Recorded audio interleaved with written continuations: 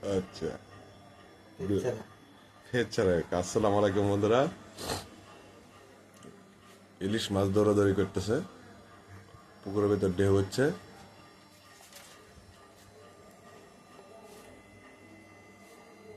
এবং কত যত্ন সহকারে নাড়াচাড়া করতেছে,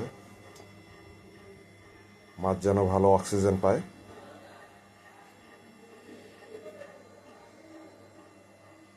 বললাম যে একটা মোটর দিয়ে বানাই ট্রে।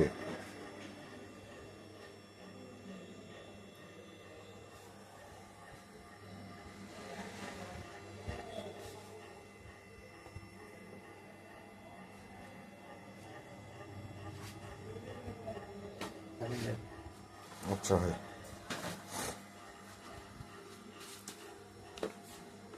এখন আবার স্পিড বেড়ে গেছে, অক্সিজেন বেশি লাগবে।